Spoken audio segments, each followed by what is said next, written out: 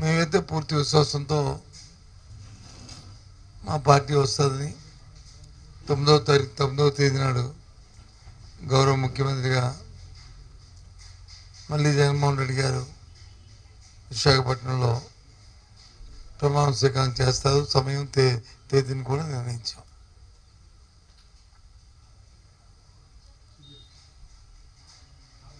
మీరు అడగచ్చు, ఏంటి సార్ అంతా నమ్మకమని. ఎస్, 5 సంవత్సరాలు ఏదైతే ప్రజలతో మమేకమై ప్రజా అవసరాలు ఏమున్నాయో వాటికి అనుగుణంగా వారి జీవన ప్రమాణాలు పెరిగే విధంగా చేసిన ప్రతి కార్యక్రమం, తీసుకున్న ప్రతి నిర్ణయం వారి తాలూకా ఆర్థిక పరిస్థితి మెరుగుపడమే కాకుండా సమాజంలో, సంఘంలో ఒక గౌరవాన్ని కూడా ప్రతి సామాన్య పౌరుడికి వచ్చింది. ముఖ్యంగా మహిళలకి పెద్ద ఎత్తున అభిమానాన్ని గత ప్రభుత్వంలో చంపుకునే పరిస్థితులు ఉండేవి. ఇప్పుడు వాళ్ళకి ఆ పరిస్థితులు లేకుండా ఆత్మాభిమానం పెంపొందించుకుంటూ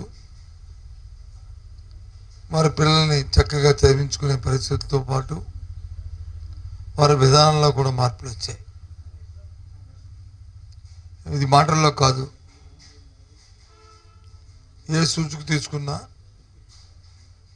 అన్ని సూచికలు కూడా ఇంతకుముందు దేశంలో 17, 18, 19 స్థానాలు ఉన్న జీడిపి కానీ, పర్ క్యాపిటల్ ఇన్కమ్ కానీ, లేదు పావర్టీలో ఉన్న రిలేషన్ కానీ అన్నీ కూడా ఇప్పుడు 3, 4, 5 స్థానాల్లోకి రాష్ట్రం రావడం అనేది గొప్ప పరిణామం, గర్వకారణం కూడా రాష్ట్రానికి. ముఖ్యంగా ఇంట్లో విద్య, వైద్యం ఈ 2 ఒక మార్పులు తీసుకొచ్చాం, పెద్ద మార్పులు తీసుకొచ్చాం, విప్లవాత్మకమైన మార్పుల్ని, రిఫార్మ్స్ జరిగినాయి. ఆ రిఫార్మ్స్ మామూలు రిఫార్మ్స్ కాదు, అవి రెవల్యూషనరీ రిఫార్మ్స్ అవి జరుగుతున్నాయి. అవి కొనసాగాలంటే, అలాగే జరుగుతున్న 5 సంవత్సరాల పరిపాలనని చూసి ఈ విధానాలు కొనసాగాలంటే వైఎస్ఆర్సీ పార్టీకి ఓటిమ్మని, జగన్మోహన్ రెడ్డి మళ్ళీ ముఖ్యమంత్రి చేయమని కోరాం. ఇలా కోరిన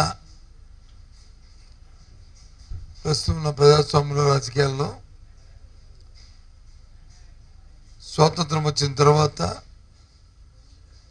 మొట్టమొదటి పార్టీ, మొట్టమొదటి వ్యక్తి జగన్మోహన్ రెడ్డి, వైఎస్ఆర్సీ పార్టీ. ఇందులో సందేహం లేదు. ఏ పార్టీ కూడా గత 5 సంవత్సరాలు నా పరిపాలన చూసిన కుటుంబం ఇప్పుడు కూడా ఏ ఒక్కరు కూడా అడగలే. కానీ ఈనాడు మేము అడిగాం, చెప్పాం. ఇకపోతే విజయనగరం జిల్లాలో ఏదైతే గత ఎన్నికల్లో 9 స్థానాలకి 9 స్థానాలు కూడా ఎరస్టోర్ విజయనగరంలో మా పార్టీకి విజయం చేకూర్చారు. మళ్ళీ కూడా అదే విశ్వాసంతో ఈసారి కూడా గెలిపిస్తారనే ఒక దృఢ నమ్మకంతో ఉన్నాం. 5 సంవత్సరాలు ఈ జిల్లాలో ఉన్న ఏ అవసరం, ప్రజలకి ఏ అవసరాలు తీర్చాం. విద్యాపరంగా కానీ, వైద్యపరంగా కానీ, సంక్షేమ కార్యక్రమాల్లో దళాలు లేకుండా, మధ్యవర్తులు లేకుండా, అవినీతి లేకుండా అన్ని కార్యక్రమాలు చేశాం. అదే నమ్మకంతో మళ్ళీ 9 స్థానాలు వస్తాయని ఒక దృఢ విశ్వాసంతో ఉన్నాం. ప్రజలు కూడా పెద్ద ఎత్తున మాకు ఓటును కూడా ఇచ్చారు. అనుకున్న దానికంటే 1-2% ఇంకా ఎక్కువ ఎన్నికల్లో ప్రజలు పాల్గొని పార్టీ పట్ల, జగన్మోహన్ రెడ్డి గారి పట్ల, మా పార్టీ అభ్యర్థుల పట్ల, మా పట్ల అందరూ కూడా ఎంతో నమ్మకం ఉంచారు, ఆశీర్వదించారు. ఆ ప్రజలందరికీ కూడా కృతజ్ఞతలు తెలియజేస్తున్నాం. అలాగే పార్టీ కార్యకర్తలు కూడా జిల్లా వ్యాప్తంగా చిన్న పెద్ద అని కాకుండా అందరూ కలిసికట్టుగా ఒకే మాట మీద మళ్ళీ జగన్మోహన్ రెడ్డి గారు ముఖ్యమంత్రి అవ్వాలి, మళ్ళీ ఒక మంచి పరిపాలన అందించాలి అని కార్యకర్తలు అందరూ కూడా ఒకే మాట మీద కంఠోపాయంగా అందరూ కృషి చేశారు. ఇలా గ్రామంలో ఉన్న కార్యకర్తలు గౌరవించాం, గ్రామస్థాయి నాయకులకి గౌరవించాం, ప్రజలకి గుమ్మం ముంగిటే పరిపాలన తీసుకొచ్చి అందించాం. వాలంటరీ వ్యవస్థ, సచివాలయ వ్యవస్థ ద్వారా దేశంలో ఎక్కడ కూడా ఇలాంటి వ్యవస్థ ఎక్కడా లేదు. ఆంధ్ర రాష్ట్రంలోని ఈ 4 సంవత్సరాలు జరిగిన ఈ కార్యక్రమాన్ని ఎన్నో రాష్ట్రాల నుంచి వచ్చిన అధికారులు, అనధికారులు అందరూ వచ్చి పరిశీలించి ఈ వినూత్నమైన ప్రయోగం ఎంతో బాగుంది, పరిపాలనకి ఇది సౌలభ్యంగా ఉంది, క్షోత్మ స్థాయిలో ఇది బాగుందని చెప్పని అందరూ దాన్ని మెచ్చుకోవడమే కాకుండా ఆయా రాష్ట్రాలు అవలంబించడానికి ఆ కార్యక్రమాన్ని రూపొందిస్తున్న నేపథ్యం. అందుకే పూర్తిగా నేనైతే నమ్ముతున్నాను, ప్రతి గ్రామంలో 10,000 సచివాలయాలే కాకుండా ఆర్బీకేలు, వాటితో పాటు వెల్నెస్ సెంటర్లు, ఆరోగ్య కేంద్రాలు, ఎక్కడ ఒక డాక్టర్ కూడా, ఒక పారామెడికల్ అసిస్టెంట్ కూడా ఖాళీ అనేది లేకుండా పూర్తిగా కూడా ఎప్పుడు రాష్ట్ర చరిత్రలో జరిగిన విధంగా ఈసారి నింపడమే కాకుండా వారితో సకాలంలో వైద్యం అంది ఏర్పాట్లు చేశాం. ఇక విద్యలో అయితే ఏ రాష్ట్రం కూడా మన రాష్ట్రంతో సాటి రానట్టుగా పోటీ పడిన విధంగా ప్రాథమిక దశ నుంచి 1వ తరగతి నుంచి 12వ తరగతి వరకు ఎన్నో మార్పులు తీసుకొచ్చాం. 3వ తరగతి నుంచి సబ్జెక్ట్ టీచర్ని పెట్టడమే కాకుండా ప్రొఫైల్ని బేసిక్ని 3వ తరగతిలోనే స్పోకెన్ ఇంగ్లీషు, లెర్నింగ్ ఇంగ్లీషు మరి ఆ స్కూల్లో ఏర్పాటు చేయడం, పోటీ పరీక్షలు పెట్టడం, దాంతోపాటు 7, 10 తరగతుల్లో ప్రైమరీ టెస్ట్ కూడా ఏర్పాటు చేయడం, దాంతోపాటు విద్యాకానికి కానీ, విద్యాదీవెన కానీ, లేదు జగనన్న గవర్నమెంట్ కానీ ఈ కార్యక్రమాలు సామాన్య ప్రధానికి అందించి చదువుకునే వెసులుబాటుని కల్పించడం, 1000 స్కూల్లో సిబిఎస్ సిలబస్ని ఒకేసారి రాష్ట్రంలో హై స్కూల్లో వాటితో అనుసంధానం చేసి మరి ఏర్పాటు చేయడం, దేశమంతా కూడా, ప్రపంచమంతా కూడా కంప్యూటరైజేషన్ విధంగా దూసుకుపోతున్న తరుణంలో ప్రతి క్లాస్ రూమ్లో కూడా స్మార్ట్ టీవీస్, ఇంటరాక్టివ్ ప్యానల్స్ పెట్టి వారికి విద్యాబోధన చేయడం, 8th క్లాస్ నుంచే పిల్లలకి ఐప్యాడ్స్ ఇచ్చి అందులో బైజూస్ కంటెంట్ని సిలబస్ నుంచి లోడింగ్ చేసి వాళ్ళు నేర్చుకుని ఏర్పాటు చేయడం, ఇవన్నీ ఇలాంటివి ఎన్నో కార్యక్రమాలు. హైయర్ ఎడ్యుకేషన్లో అయితే డిగ్రీలోనే ఫైనల్ ఇయర్ స్టూడెంట్ ఫైనల్ ఇయర్లో ఇంటర్న్షిప్లో మినిమం 6 నెలలు కంపల్సరీ చేయడం, విదేశీ విద్యకు వచ్చి ఇంతకుముందు అరకొరకు కాకుండా ఫుల్ ఫ్లెడ్జ్డ్గా టాప్ యూనివర్సిటీల్లో 100 యూనివర్సిటీలో సీట్ వస్తే ₹1,25,00,000 వరకు ఆ అబ్బాయికి ఖర్చు అయితే ₹1,25,00,000 కూడా ₹1,20,00,000 కూడా ప్రభుత్వం వాళ్ళకి రియంబర్స్ చేసే విధంగా విధానం రూపొందించడం ఇస్తున్న నేపథ్యం. అంతేకాకుండా ఎడెక్స్ సంస్థ ఒప్పందం చేసి ప్రపంచంలో ఉన్న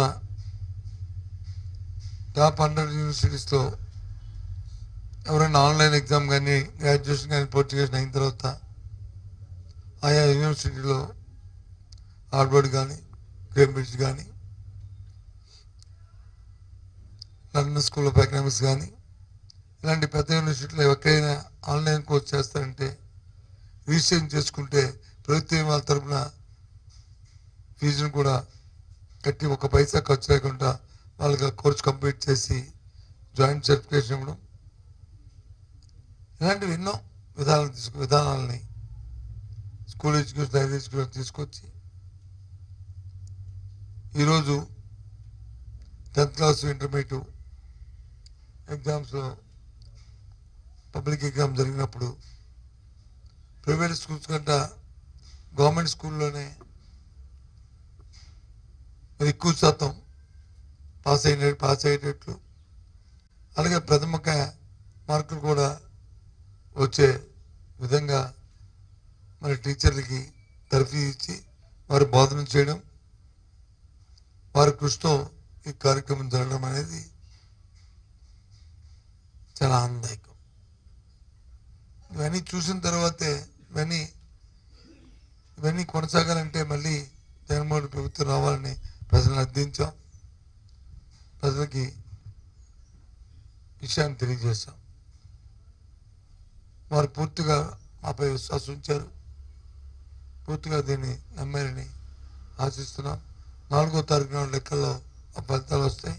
మళ్ళీ విజయనగరంలో 9 స్థానాలు కూడా తప్పకుండా మేము సాధిస్తామనే విశ్వాసాన్ని తెలియజేస్తాను. మీ ద్వారా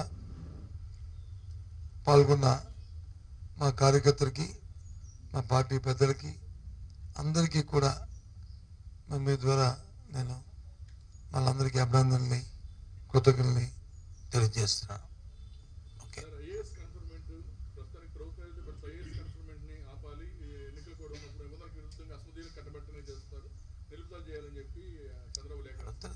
చంద్రబాబు నాయుడు ఎన్నికల ప్రక్రియ స్టార్ట్ అయిన దగ్గర నుంచి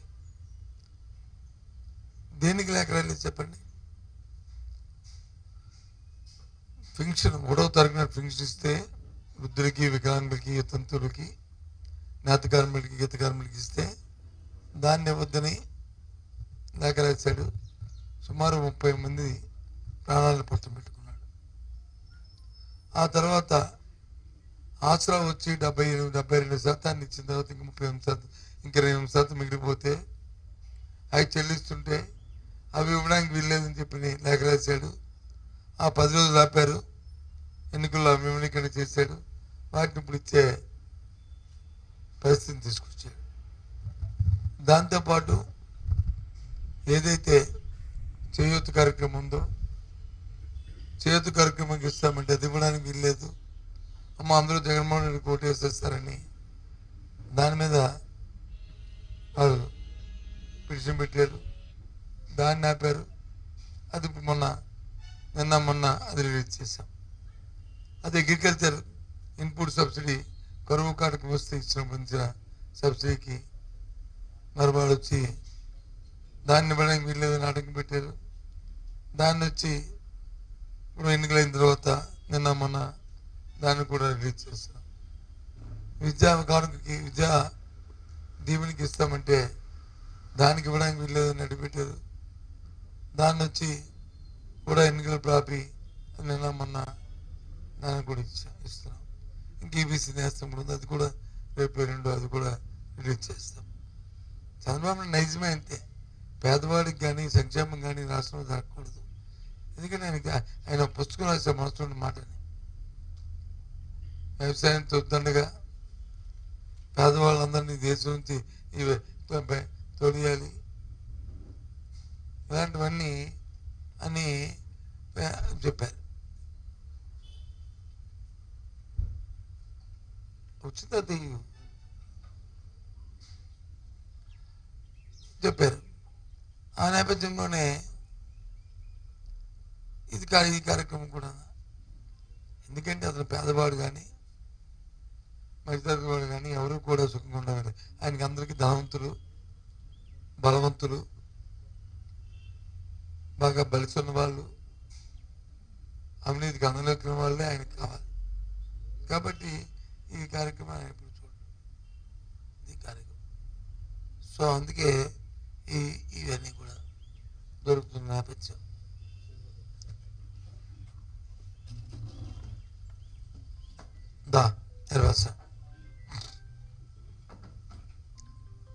సో కాబట్టి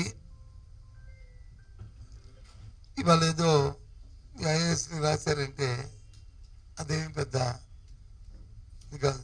అది ఆయనకి అలవాటు, అదొకటి అలవాట్లో ఆయనకి వ్యసనం. అది ఏదో ఒకటి ఏదో అభివృద్ధి జరుగుతుంటే ఏదో ఒక దాని మీద బురదలను దాన్ని భూతత్వంలో పెట్టి అది తప్పు అనేటట్టు చూపెట్టడం అనేది నాకు అలవాటు.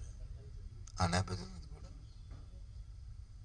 ఎన్నికల నేపథ్యంలో కొన్ని ప్రాంతాల్లో హింసాత్మక ఘటనలకు వైసీపీ పాల్పడిందని చెప్పి టీడీపీ హింసాత్మక ఘటనలు టీడీపీ ఆరోపించడం పక్కన పెట్టండి. టీడీపీ ఆరోపించకపోతే వాళ్ళు మమ్మల్ని పొగుడుతారా? మమ్మల్ని పొగుడుతారా చెప్పండి. నిన్న వైజాగ్లో ఒక సంఘటన జరిగింది, బర్మాకోళంలో. అది రాజకీయాలకి ఏమైనా సంబంధం ఉందా? మీరు వెళ్ళండి ప్రత్యక్షంగా, మీరు రేపు 3 కెమెరాలు 4 కెమెరా పట్టుకుని వెళ్ళి అడగండి వాళ్ళందరినీ, చెప్తారు. అది గురజాల్లో ఏదో విషయం జరిగింది అంటున్నారు, టీవీలో చూపెట్టారు, ఏదో వాట్సాప్లో అది తీసుకొచ్చారు.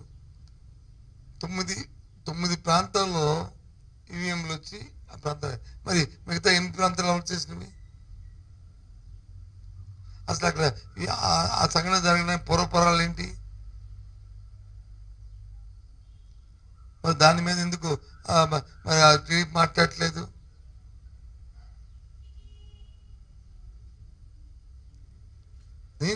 ఏమిటి సంఘటన ఆలోచించాలి కదా. కాబట్టి ఇవన్నీ చౌకబారు, ఇది వాళ్ళు ఏంటి అక్రోశం అంటాం కదా, కడుపు మంట. ఎలాగ ఓడిపోతున్నాం కాబట్టి ఏదో బుర్ర తెల్లేస్తే అమ్మ ఇది దౌర్జన్యం చేశారు, అది ఏదో చేశారు, అందుకే ఇది వచ్చి ఎన్నికలు గెలిచారు, లేకపోతే మేము పొడి చేసేవాళ్ళం అని చెప్పుకోవడానికి ఇవన్నీ కూడా దానికోసం చేస్తున్న కార్యక్రమాలు. సరే, ఎవరు రిలీజ్ చేశారో ఎవరు రిలీజ్ చేశారో పక్కన పెడేస్తే మొత్తం 8 జరిగే ఇన్సిడెంట్లు, 8 ఇన్సిడెంట్లు ఎలక్షన్ కమిషన్ని ఎవరు జరిగింది, ఎవరు జరిపించారు, ఏం జరిగాయి అని చెప్పనండి. లేకపోతే ఏ ప్రాంతాల్లోనైతే పోలీస్ అధికారుల్ని, ఎస్పీ స్థాయి అధికారుల్ని బదిలీ చేశారో, ఎన్నికల నోటిఫికేషన్ వచ్చిన తర్వాత కూటమి నాయకులు Telugu Desam party, Bharatiya Janata party, celebrity party కలిసి పెట్టారు, ఆ ప్రాంతంలోనే జరిగే ఇన్సిడెంట్ అన్నీ కూడా ఆ 4 జిల్లాల్లోనే. ఇంకెక్కడ జరిగి చెప్పండి, మన జిల్లాలో ఎక్కడ జరిగింది చెప్పండి. శ్రీకాకుళం జిల్లా ఎక్కడ జరిగి చెప్పండి. ఇంకా శ్రీకాకుళం జిల్లాలో తెలుగుదేశం నాయకులే ఆ టెక్కల్లో, ఆ సొంత ఊర్లో వాళ్ళకున్న బలంతో జులంతో ఆడ కార్యకర్త ఏజెంట్ని కొట్టడం, వాడొచ్చి హాస్పిటల్ చనిపోవడం జరిగింది. ఇంకెక్కడేం జరిగిందా? మొత్తాంధ్ర దానికి సమాధానం చెప్తారు. అందుకే నేనేం చెప్తున్నా అంటే, ఎప్పుడు ఇలాంటి సాంప్రదాయాలు లేవు కాబట్టి మన వైజాగ్లో కూడా చెప్పాను, ఎన్నికలు అయిన తర్వాత దయచేసి శాంతియుతంగా అన్ని పార్టీలు కూడా సమయం పాటించాలి. ఆవాకులు చవాకులు ఒకరినొకరు నిందార్పణ చేసుకోవడం కాకుండా, రేపు ఎన్నికల్లో 4వ తేదీ ఫలితాలు వస్తాయి, ప్రజలు నిర్ణయించారు అప్పుడే. సో అప్పుడు వెయిట్ చేయండి. నాయకులు అందరూ రిలాక్స్ మూడ్లో అందరూ దేశాల్లో విదేశాల్లో తిరుగుతున్నారు. ఒక నాయకుడు అయితే చెప్పలేరు, మా నాయకుడు అయితే తెలుగుదేశం ఆయన ఇప్పుడు వచ్చి కూడా ఎక్కడున్నాడో తెలియదు, చెప్పకుండా వెళ్ళాడు. ఎక్కడున్నా కూడా తెలియదు. వాళ్ళ కొడుకు అయితే ముందే 3 రోజులు ముందే పారిపోయాడు. ఇంకోటి ఇంకప్పుడు వెళ్తా ఇప్పుడే ఎక్కడికి వెళ్ళాడు ఆయన కూడా తెలియదు. ఇక్కడెందుకు రోజు తిట్టుకొని కొట్టుకొని మరి 2వ స్థాయి నాయకులు 3వ స్థాయి నాయకులు ఎందుకు పడతారు, మీరు సమయం పాటించండి బాబు అని చెప్పాను. ఎందుకంటే రాష్ట్రంలో ఇప్పుడు ఇలాంటి వాతావరణాలు లేవు. దీన్ని కొనసాగించొద్దని నేను కోరాను.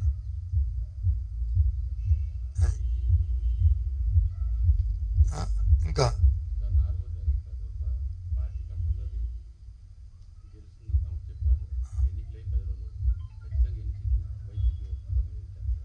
ఎన్ని విజయనగరంలో 99, 175, 175.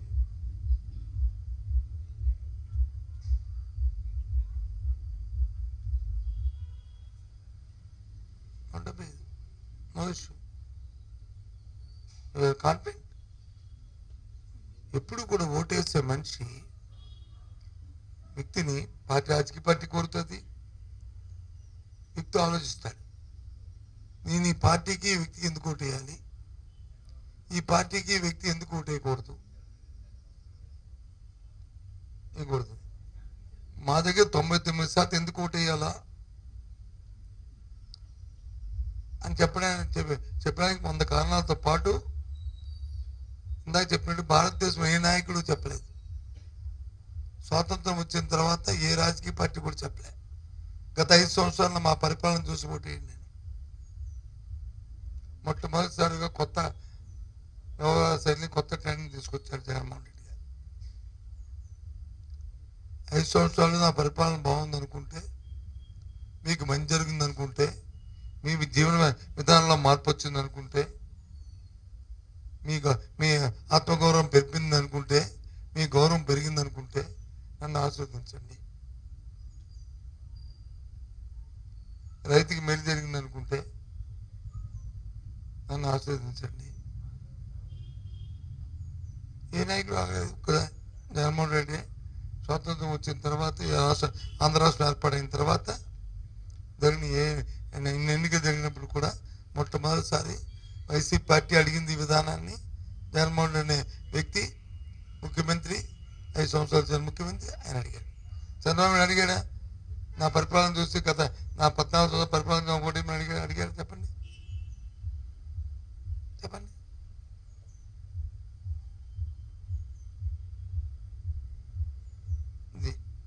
అంతెందుకు, ఇవాళ దేశం మొత్తం ఎన్నికలు జరుగుతున్నాయి. 2 దఫాలు భారతదేశ ప్రధానిగా మోడీ గెలిచారు. ఈ 2 సంవత్సరాల పరిపాలన ఓటు అడుగుతున్నాడు ఆయన. మళ్ళీ కులాలు, మతాలు, వర్గాలు, లేకపోతే ఆ సెక్షన్ తీస్తాను, ఈ సెక్షన్ తీస్తాను, లేకపోతే ఇంకొక అంశాలు తీసుకొచ్చి అడుగుతున్నారు తప్ప, నేను 10 సంవత్సరాలు పరిపాలించాను, అది చూసి మీ అందరూ సంతోషించుకుంటే మళ్ళీ నాకు ఓటు మేము అడగచ్చు కదా. జగన్మోహన్ రెడ్డి గారు ఇప్పుడు ఉన్న వాళ్ళందరం కూడా వయసులో కొంచెం చిన్నవాళ్ళు, పెద్దవాళ్ళు ఉన్నారు. మీ అందరూ కూడా విలేక సోదరులు. ఎన్నో ఎన్నికల్లో మీరు చూశారు.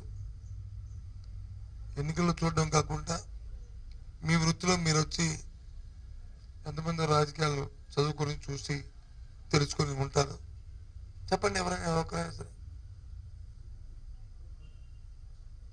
అలాంటి పరిస్థితులు ఇవాళ జగన్మోహన్ రెడ్డి గారు తీసుకొచ్చారు. ఇక రాబోయే కాలంలో ఎన్నికల్లో దేశం మొత్తం మీద ఎవరైనా ముఖ్యమంత్రి చేసిన వ్యక్తి మళ్ళీ ఎన్నికలు పోటీ చేస్తే ఆయన పరిపాలన గురించి ఆయన చెప్పుకోవాలి.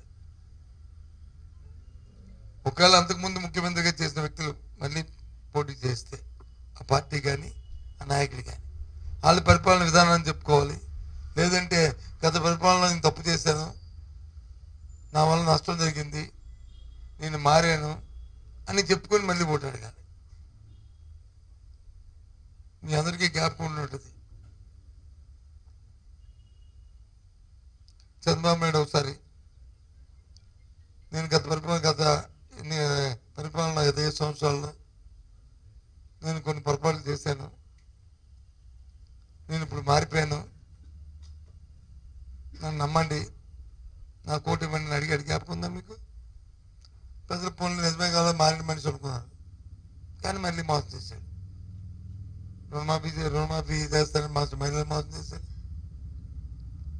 రైతు రుణమాఫీ చేస్తాను రైతులు మోసం చేశాడు, బాబు వస్తే జాబ్ ఇస్తాను, జాబ్ వస్తే జాబ్ లేకపోతే 2 రోజులు ఇస్తానని యువకులు మోసం చేశాడు.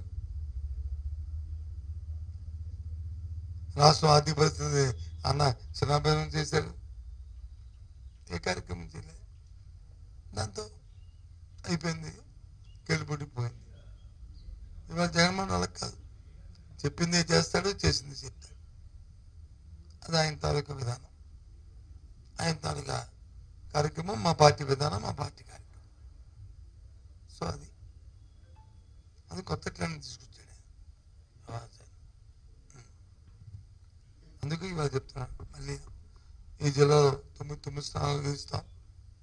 మొన్న ఎన్నికల్లో మా పార్టీ కార్యకర్తలు చిన్న పెద్ద అందరూ లేకుండా ఎంతో సామరస్యంతో అందరూ ఒకరికొకరు సహకరించుకుంటూ